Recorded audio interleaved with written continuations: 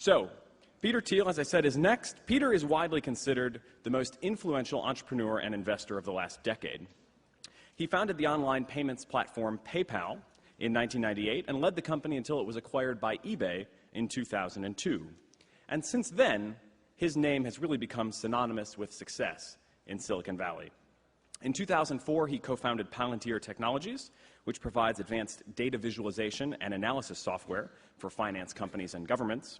And in the same year, he famously made the first outside investment in Facebook, which was a very good one. As an investor, Peter has also funded user-generated content platforms LinkedIn, Causes, and Yelp, healthcare sector startups Practice Fusion and ZocDoc, hard science startups including SpaceX, Halcyon Molecular, and Robotics, and recently even Spotify, which is now the most popular music application on Facebook. Meanwhile, as a philanthropist, Peter funds life extension research of Cynthia Kenyon and Aubrey de Grey, and has created the 20 Under 20 Thiel Fellowship, which is intended to nurture the tech visionaries of tomorrow.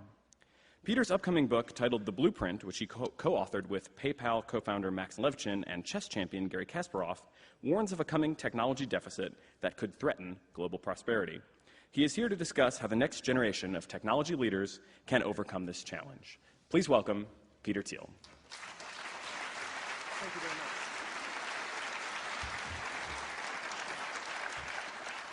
much. Thank you very much.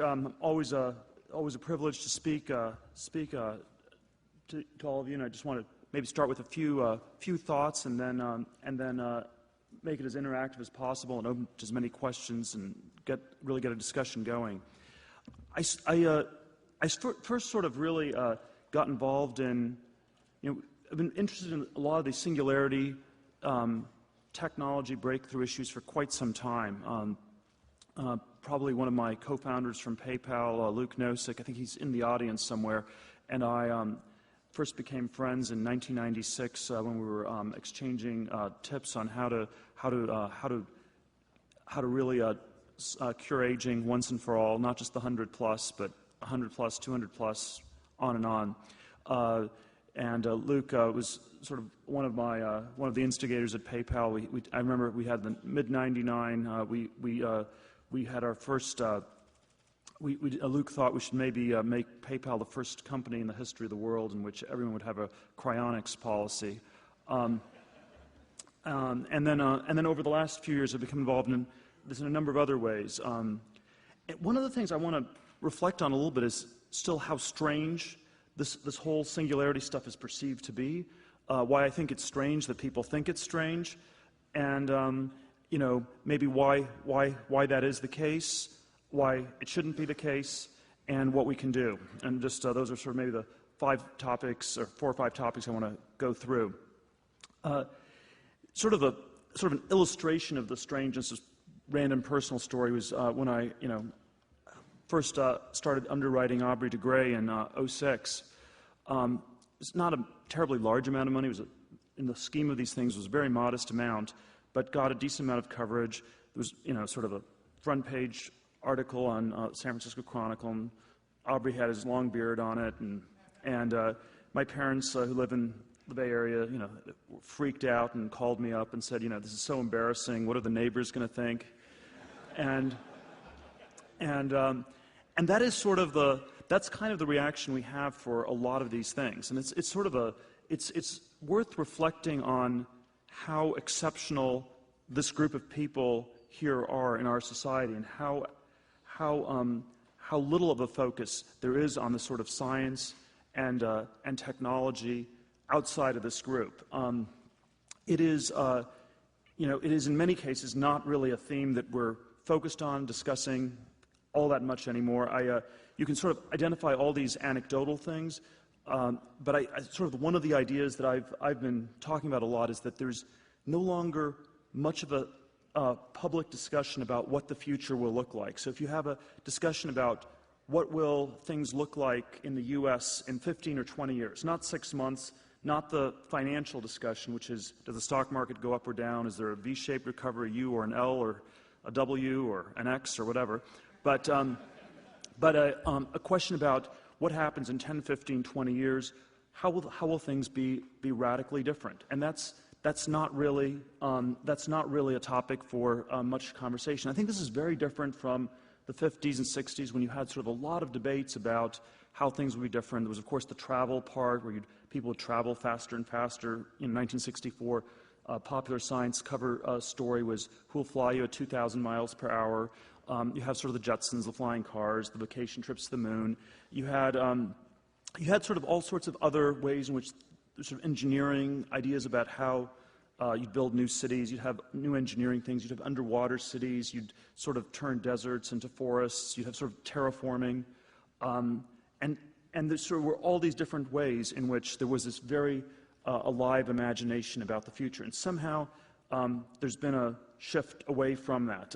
You can sort of anecdotally describe it in the decline and change of science fiction, which Neil Stephenson wrote a very interesting essay on that's, I think, really worth reading.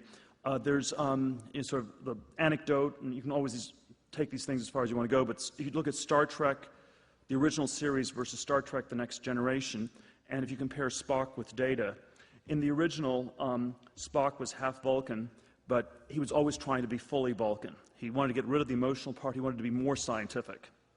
And then by the time you get to The Next Generation, Data is trying to be less scientific. He's trying to become emotional, and that sort of is a microcosm of the sort of shift away from science. Now, if you ask where do people have an idea of the future in our world, probably the most obvious is the emerging market countries, China being the case in point.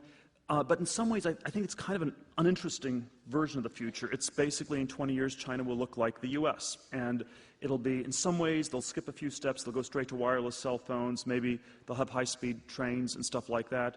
But for the most part, the future is basically straightforward copying of what works. And that's sort of the globalization story, which is this very different story from technology. I think you can think of globalization as the x-axis, technology is a y-axis. Globalization involves copying things that work, and you go from 1 to n, and you sort of move along the x-axis. And there's a tremendous story about globalization that's going on in our world, and I think it's a good thing, and I think a good 21st century is one in which it continues apace, and it's hard to imagine a good world in which globalization does not happen. But if you think about the y-axis, which you can think of as vertical growth or intensive growth, or doing fundamentally new things, as the tech axis, that is sort of a much lesser priority. And we're very optimistic about globalization. People tend to be very optimistic about China. We tend to be quite pessimistic about technology. There's obviously some narrow exceptions in the Web 2.0 context, but outside of that, if you say take California as the paradigm of technology, that's probably not a place people are particularly optimistic about in general. And so there's sort of this incredible bias. And I think it's worth reflecting on these as not just sort of perpendicular axes, but almost substitutes, where if you're a talented person, are you going to do well by focusing on globalization or on technology? And you sort of have to make a choice which way you want to do things. Do you want to copy things that work, or do you want to do new things? And so, in the 90s, when we had the last sort of really exciting time in tech, even though a lot of it turned out not to be quite real, it was bricks to clicks. In the last decade, it was sort of clicks back to bricks, as in Brazil, Russia, India, China. And so we went sort of from bricks to clicks to bricks. And there is a way in which that's where people think the most straightforward ways to do useful things are. And it's almost implicit in the way people talk about globalization. And sort of a linguistic point I always point out is people talk about the developing and developed worlds, which is a perfectly good thing for the developing countries. They have a straightforward plan. But for the developed world, it's sort of a weird anti-technological idea, because implicit in developed is that there's nothing more to do. And so the way people talk about globalization is one where it is actually a substitute or an alternative to technology, and not a complement to it. Now, why there's been this shift away from technological intensivity towards just extensive growth, I think is much harder to speculate on. I think it's worth for us to reflect on a little bit. My sort of basic candidate is that there is something about science and technology that is quite scary to people, and there is sort of this widespread, not very well articulated sense that science and technology may just be this giant trap that humanity's created for itself, and there are parts of this that are very legitimate concerns. There's the environmental set of issues where there is a worry that runaway technology will possibly destroy the planet. There obviously are all the military type things where I think the creation of nuclear weapons was this incredibly important event. It maybe took many decades for it to really filter into the consciousness, but it at least sort of put this counterpoint where science and technology were not simply positive in the way people had thought in the 19th and first half of the 20th century. And so if you go back, I was rereading this New York Times op-ed in 1945, the day after Hiroshima. It was this was evidence of how the government could organize scientists to work harder and faster and get things done, and people who didn't believe in large government funding of science needed to think twice. And then it sort of ended with, quote, "And the result, an invention, the nuclear bomb, an invention is given to the world in 3 short years that it would have taken perhaps half a century for prima donna scientists if they had been left to their own," unquote. Now, whatever you may say of the merits of that or not, that's not the way people talk about this stuff anymore. And I think we have to be very aware that there's all this anxiety about how science and technology have progressed, and there are all these fears about how it may spiral out of control in one way or another.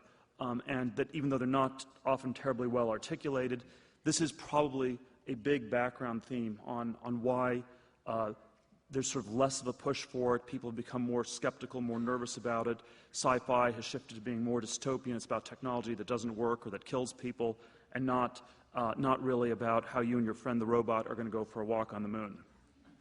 Now, I keep still believing that this is fundamentally a very big mistake, and that we have to keep pushing on the science and technology side. And I think there's both sort of a very optimistic version for this and a pessimistic version.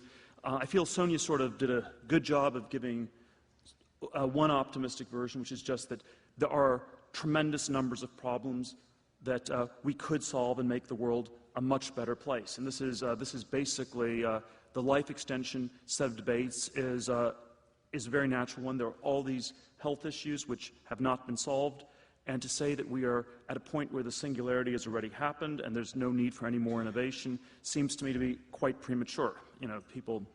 Something like 40 or 45% of the people who get to age 85 end up having Alzheimer's. That seems like a disturbing fact, and we should perhaps have a really concerted effort to do something about that, and to do something about every other disease, and to cure aging more generally. And I think all these things are actually doable. They're not easy, but there is enough happening that it could all be done.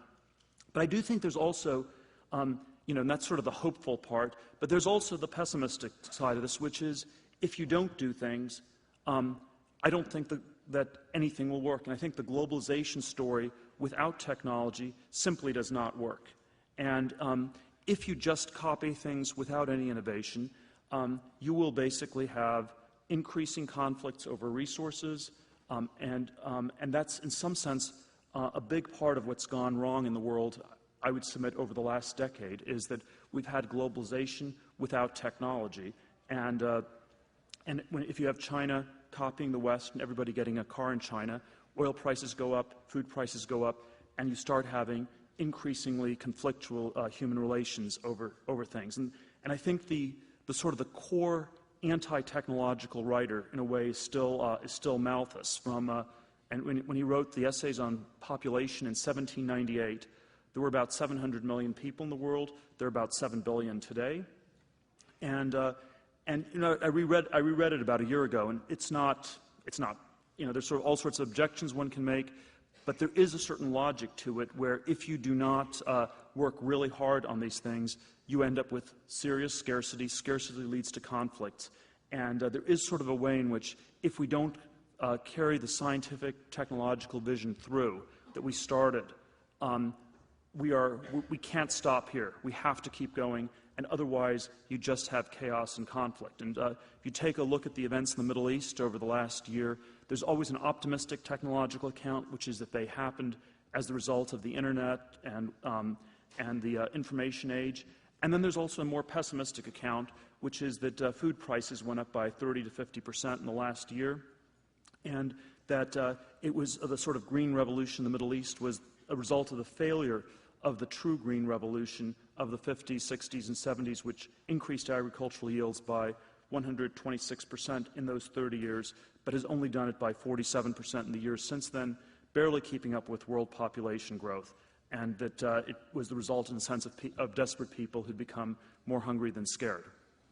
And so I do think we sort of are at this point where, as globalization happens, we can't simply do things on the horizontal x-axis. We have to try to do a lot more on the y-axis. Where this gets done is, I think the single, you can sort of, and this is sort of always a question: who will do this? Where will this happen? And my sense for it is, as a first cut, sort of the search problem. If you sort of define the question of the singularity as a problem in search, and you're looking for where it's going to happen. First cut is that, the singularity is you. It's near, but it's literally these people in this room here. And if I had to bet on where the technologies are going to get developed that will solve these challenges in the decades ahead, I would put it maybe at a 50% chance that it will be done by people, in this room.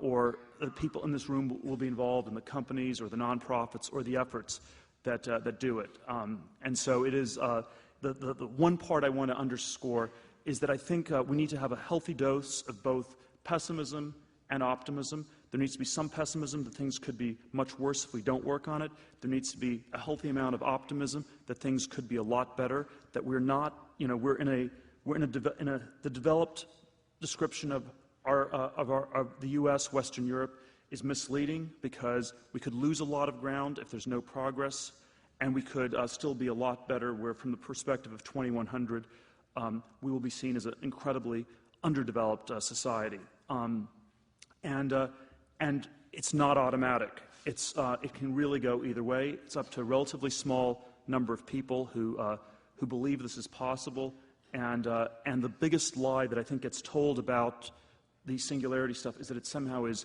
non-human or has nothing to do with human beings. And it actually is, it's something that is going to be done by a small number of people working on it, and if we don't work on it, it won't happen. And I would encourage us all to get to work. The question is not, is the singularity, I think the question should not be what policies will lead it to happen or anything like that. It's what can you do to make it happen. There's sort of a version of the recession in the U.S. where the political debate is always what can we do to end the recession? What policies should the government have to end the recession? I think it's always a better question to ask, what can you do to end the recession? And I think in a similar way, instead of talking about what trends will enable the singularity to happen, we should ask the question, what can you do to bring about the singularity? And I think the question about the recession and the singularity, properly understood, are really the same question. Thank you very much, and I'll just take some questions.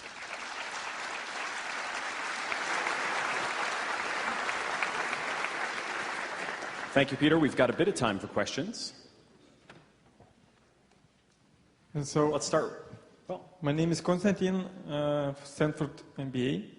So I like a couple of your ideas, especially about the thing that we all we understand what will happen from technological perspective in 20, 50 years. And the second idea that entrepreneurs choose between copying ideas and developing new ones. So my question is, how to understand what will be hot in the short term in terms of development of technology, especially what can be done by small startup companies in technological sphere. Can you somehow elaborate on that? Yes. Okay. I could probably spend about an hour talking about this. Let me try to talk about it for 3 minutes.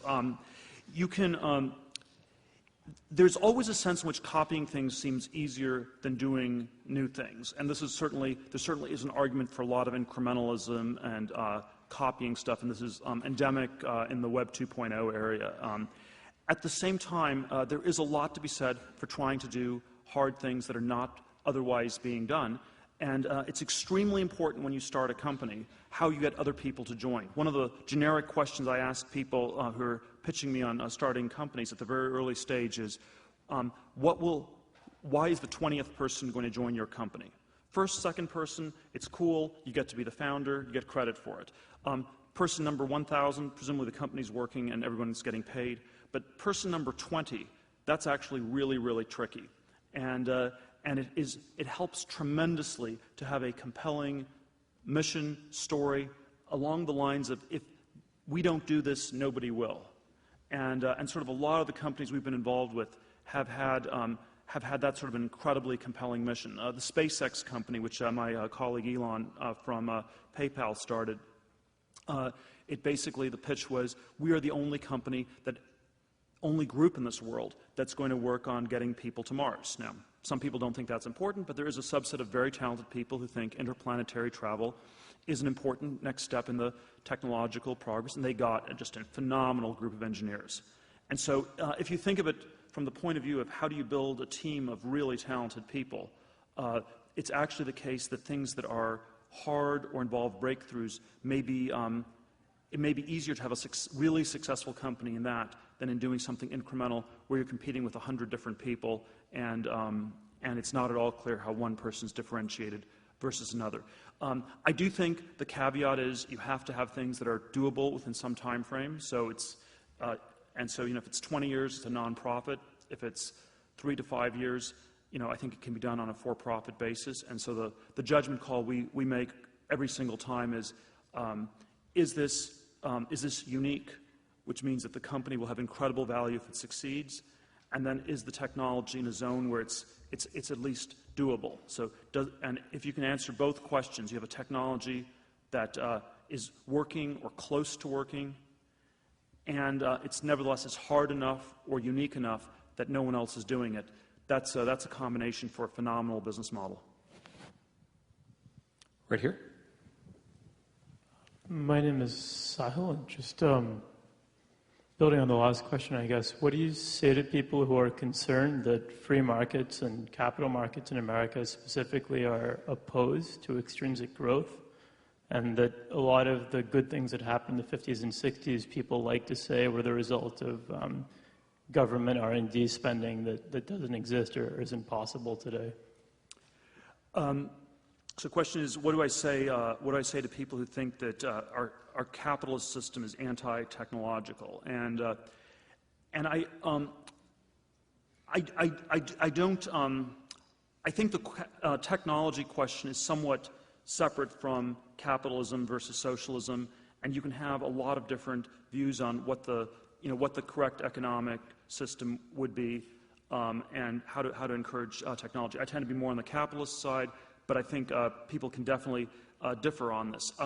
I would say it's very hard, in my mind, for the government to play a big role in the singularity because there aren't enough people in government who believe in it. And so even if there was a way in which the government could do the Manhattan Project or the Apollo program, these things would be very hard to do today because so few people actually believe in this stuff. And that's why I think the sort of governmental option is harder to pull off politically today than it was in the past. The history on these things is complicated. If you look at the 50s and 60s, marginal tax rates were much higher. So they were like 70% in the 60s. So that suggests you could have higher tax rates and a lot of innovation. On the other hand, there was much less regulation, and so something like the FDA, you would never have even gotten the polio vaccine through if you had the FDA in its current form today. And so I think if you think of it from a government control of the economy perspective, I would say that macroeconomic stuff's been deregulated, the microeconomic stuff's more regulated, and that's where how I'd look at that debate. In the back? Yes, my name is Gaurav. I've been an entrepreneur for about 10 years, and I'm a little confused about what the singularity really means for entrepreneurship in terms of how much faster can things go. I mean, if you look at a company like Groupon and see how quickly things have ramped up in a mere 2 years, how quickly can things really go, and how can an individual founder or 2 or 3 founders actually keep track of things moving so fast? I don't know if that makes so much sense, but yes. So let me rephrase that question as so it's like, how can anyone say things are not going fast enough given how fast some things are going, or how do you make things go faster if something like Groupon can be built as quickly as it was built? And I think it's worth distinguishing different types of velocity. And so when people have great new ideas, the internet and the information age means those ideas can be disseminated very quickly. And there are certain types of business models that can grow very, very fast. But I think there is still this very different question of actually coming up with the breakthroughs, the new ideas themselves. And I'm not convinced that that's, I don't think it's necessarily harder than it used to be. The super pessimistic argument is that it's gotten much harder because human brains aren't capable of going much beyond the frontier of current knowledge, and so there are things like, Fermat's last theorem is much harder than the Pythagorean theorem, and there's sort of all these places where it's gotten actually slower. I'm not sure that's true, but I think sort of the first part of it, where you come up with the new ideas, which is the sort of the vertical x-axis, the vertical y-axis, sorry, in my mind, is about as hard as it has ever been. Not harder, not easier. The x-axis, there are parts of it that can work really quickly if you get ideas that work. But I'd sort of describe those as two very different dimensions that are needed for progress in the 21st century. Right here, on the left. Hey, I'm Charles Perallo. What would you say the best motive is for starting a company? Would you say it is profit or just interest in the technology itself? Question, what's the best motive? Is it profit or interest in the technology itself? It's always, those are, I guess those are exclusive possibilities, or they're at least different, but it's not clear they're exhaustive. And so I think the best motive is trying to solve important problems. And interest in the technology itself, I think, can easily veer away from tech and to something that's more just a pure science understanding, but not that impactful. Interest in profitability probably means that people will sell the company as soon as they get paid, and so it's very hard to build anything up. Sort of one of the anecdotes I always tell about Facebook that was probably the single most important and controversial decision Zuckerberg made was to turn down the $1 billion from Yahoo in the summer of '06. And so there was a way in which he was not really motivated by money, but he was also not motivated by just developing an abstract theory of social networking. And so I think there is something, there is a very different third possibility, which is people who believe there are important problems to solve and are passionate about a particular way of tackling these. And it's not even necessarily the case that a startup is the only way to do it. I happen to think it's a very good way to do it, but people you don't become an entrepreneur for the sake of becoming an entrepreneur. You become an entrepreneur in order to solve a problem, and that's sort of the mindset I would encourage. Right here in front. Hi. My question is about something that I think, when I think of singularity, at least right now, I think of passive personalization. I think of implicit action. So some of the stuff that Facebook rolled out, Siri, technologies like that. And so when you brought up the potential threats of that, the first thing I think of is privacy. I wanted to get your thoughts on whether right now we should be thinking of creating the types of businesses that protect that and what that even means right now. And if the pace of innovating for that particular case Because it does, close a lot of loops for us and makes things easier for us. But then whoever, holds that data is a potential threat. So just wanted to get your thoughts on that. Yes. So I think there is, there's again long conversation on sort of how the information age is playing out, and it does seem to be playing out and heading towards a world where there is less privacy. And so my own view on it is that at the margins we definitely have to figure out ways to protect privacy and think that through. At the same time, there's a degree to which there's sort of this Luddite aspect where we can't just turn the computers off and shut everything down. And so I tend to think the critical thing is to somehow have a much more tolerant society. And so I think so I'd be comfortable with a society where there's a little bit less privacy if there was a lot more tolerance. And the combination that I think is very dangerous is the one where we have less privacy and the same amount of intolerance we do today. And I think I define tolerance in a lot of different ways, including a whole different range of things. But I think I'd sort of frame it in those terms. Over here on the left. For someone like me who wants to run for public office, how can we, the political system, address like the drifting away for the science and everything? And what is your feelings like on thorium energy? Because I went to a conference in New York this week, and they had like a conference on thorium energy and the potential for it. Because they had one company, I think, Fly Energy, based down in Alabama, that was working on it. I don't know, what's your feelings on it? Have you even heard of them? Or alternative energy, is that the question? Yeah, and then how do you address, if I'm running, someone like me who's running for public office, how do you address the drifting away of science back so we can push it back to the way it was, or there's some way to do it? Yeah, I'm not a campaign consultant. I'm probably one of the worst people to ask about that sort of stuff. I used to be very interested in political stuff, and I realized that it just sort of made people angry, and it didn't. I sort of shifted away from it in the 90s. I think it's important, but I think the rough way I would try to approach it, with the caveat that I can't give you advice, would be to try to link it to the question of how do you make things better in our society. And this is a very acute question. And I think there is an opening for a conversation about technology and science that we have not had in 30 or 40 years. We've had a series of financial bubbles. The bubbles have ended. There's a question, what do we do now?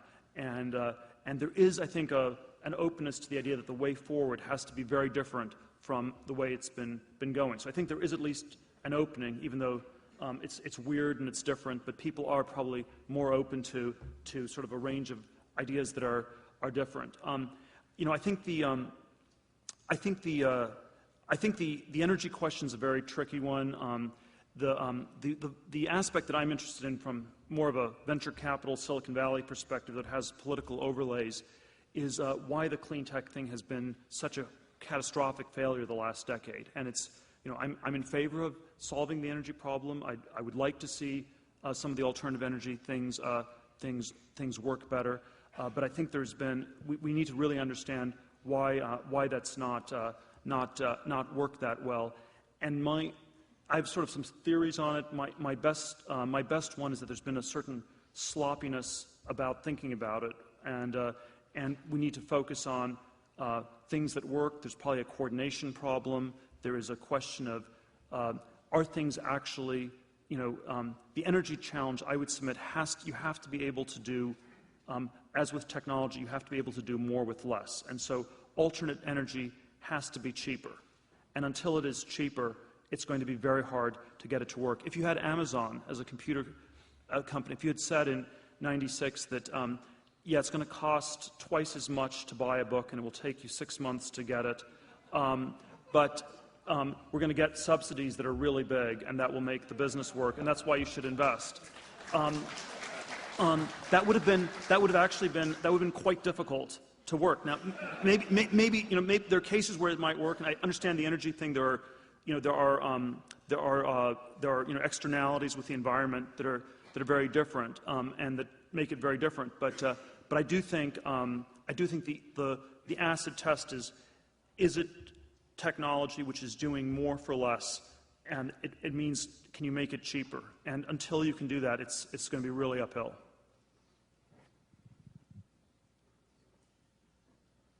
Yeah, so go ahead. Microphone going up toward the back. Somebody on the right side, sort of 3/4 of the way back. Thank you. What do you feel is the main thing holding us back? If it's not lack of ideas, is it funding, IP management, or this negative social outlook that you mentioned? And what should we do about it? Well, I think what we do is we just start doing stuff, and so there are reasons that, there's been progress. There are reasons I think the progress could be happening much more quickly. I don't think that it's impossible. I don't think that there's some sort of natural limit where, there's nothing within reach. So I actually think there are a lot of things that could be done. I don't think they're necessarily easy, but I don't think it's a reflection of the state of nature that somehow there are no ideas left or they've all been exhausted. And so I tend to think the critical thing is to encourage people to do it. The why question is complicated. My speculative answer is that people have gotten a lot more scared about science and technology post-1945 with a big lag. There probably are a lot of other answers, but I think we have to come back to coming up with very compelling narratives on how we create specific technologies that really move the dial. And we need to sort of move away from a sort of a financial portfolio view of the world where it's nothing specific and it's just it's just sort of nobody can figure the stuff out, and the future is just a probability field that's completely indeterminate, which is sort of the dominant way people think about the future. When you think that the future is being indeterminate and probabilistic, you don't think about the specifics. And so there are parts of the future that are probabilistic, so there's something to be said for actuarial math, there's something to be said for, writing insurance policies, but there's also something to be said for calculus and for sort of making determinate plans, and that's sort of the mindset I'd encourage people to go back to. On the left, right on the aisle. Hi, Peter, Dr. Braverman. Listen, how come we know now that 40 is sort of like half dead? I hate to say that to everyone, and 25 could be a third dead. Why haven't we taken on a technological revolution for monitoring at home? Our toilets could measure blood in the stool, our oxygen changes of lung cancer can be picked up, our beds can pick up arrhythmia. There are so many skin cancers that can be monitored through mirrors and various things in your home, including your diet, your knee. People are hurting their knees and hips. You can actually come up with monitoring systems so they don't end up crippled. And yet we continue to allow disease, which human beings have no radar for, to just hit you by surprise. You'd be worth, $2 billion, and people come up and show up in my office. I don't know how I ended up with this heart disease. I don't know how I ended up with this bad knee. I don't know how come I have a small tumor. And all these diseases are now 9/10 advanced when I could have found them at 20% advanced and reversed them so they could get into the 100-year lifespan. I think that's just it's another version of the why question, and I think all the discussions on longevity, it's always bizarre to me that we're not doing more on preventative side, that we're not doing more on a intervention cure side, not more on a fundamental research side, not more, on all these different levels. And I don't know, the speculative answer I've come up with is that this is sort of, I'm not sure this is right, but sort of a lot of people have sort of made their peace with death, and they've accepted that they're going to die, and it's actually psychologically disturbing for people to be told that they need to do stuff. And I think that's like sounds like a batshit crazy explanation. But I think it is something really weird like that's going on. And if you want to talk about psychological denial as a phenomenon, probably the way people deal with death is the paradigm example of denial, and that's certainly one thing that we need to overcome. And again, I think you have one of the things I alluded to in my talk is I think we need both more optimism and more pessimism. We need pessimism that things can go wrong, and so you need to be scared that the future could be worse. and you need more optimism that things could be better and that the future could be a lot better. And if you have neither optimism nor pessimism, if you think things are just going to be the same and it'll, like, nothing is ever going to change, there's much less point in acting. And so I think anything we can do to tell more of a optimistic and more of a pessimistic story at the same time. It's a little bit inconsistent, but I think that's a critical thing to motivating things, and that's certainly critical on the health side, individually and society-wide. Right here on the right, near the aisle. Hi. So I wasn't about to broach the topic, but you broached it, so I will. What do you do personally to stay healthy? Because I also believe in a very aggressive approach towards health. What do you do, if it's not too personal a question? And if it is, you can just speak hypothetically. I'll limit myself to things I do that are legal. I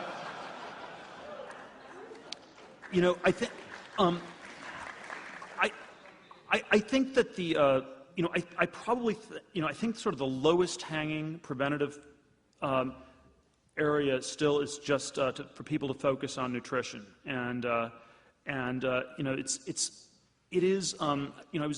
if you sort of look at these comparative studies of, say, Germany versus U.S., where I think there are ways in which the healthcare system is more socialized in Germany, probably less quality on the intervention side.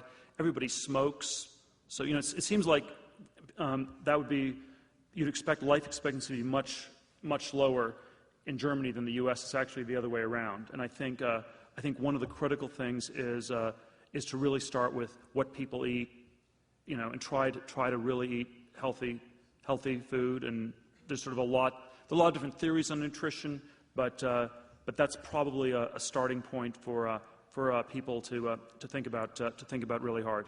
And then it's I think there are sort of all these. I think to the previous Dr. Braverman's question, I think there's sort of all these preventative things that are mildly aggressive forms of intervention people could do earlier that are not being done. There's probably like a tremendous amount of value in getting a good doctor, and so how selective are people in finding their doctors?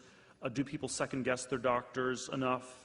And so I do think there is a degree to which you want to take responsibility for it, and it's just like we have to take responsibility for the singularity because it's not going to happen if we don't. There is a degree to which you have to take responsibility for your health, and it's not going to solve everything. But I think that's the initial mindset you should start with. I think we've got time for about 2 more questions. One here on the left. All right. Hey, I'm Robert. So it seems that there is a change in what kind of web companies are being IPO'd and what's being popular now. And I'm just curious, do you think that this is because of social attitudes on science? Or do you think it's purely a technology thing or something else entirely? I don't know if there's, I would say the IPO market, well, just say one thing on the IPO market, it seems to me that the reality of what's going on is you can only go public if you have a meaningfully large company. And so the big shift is the threshold for having an IPO is a lot higher. I think the internet continues to be an area where there's a lot of innovation. It's an area we continue to look at, and it remains an area where people can build really great companies in a shockingly short period of time. So there sort of are aspects of it that make it very interesting. The challenge is, do these companies represent enough of a breakthrough? And this is the recurrent challenge we always have in looking at internet companies, where if they're too incremental, if they're too small, you end up with 100 copycat competitors. It's not differentiated. It's not that valuable. I do think that there is a lot of room for looking at breakthrough technologies in many other verticals. There's a sense I have that not enough people are doing it either on the investor side or on the entrepreneur side, and we do think this is a great time to start building companies in many other areas.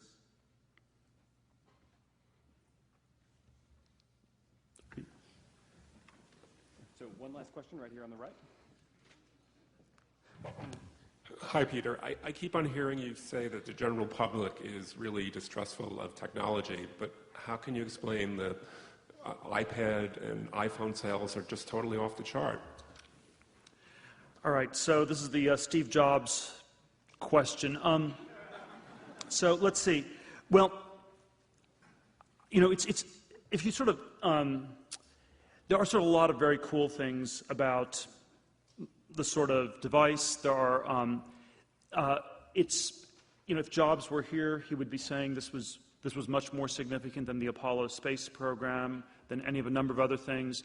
And we should ask, you know, and that may be true, it may not be. We should definitely ask about that. The tricky question with Apple, though, and I think one of the things that was great about it as a company, but is at least a little bit more challenging as a technology, is that a large part of it involves designing technology in order to hide it. And so the experience of an iPhone, iPad, iPod, all these things, is that it's almost like magic. And it's something which fits the zeitgeist extremely well of a society which is actually not that technological, and where it's more a fashion statement or something like that, and where the technology is very much hidden from view. And so I think, and of course the other issue with Apple is there's a very strange way in which it was so unique. And if you look at the tremendous amount of there was this incredible sense of a loss with Jobs' death in the last few weeks, and you know, I think he achieved tremendous things, and it's good that that people appreciate that.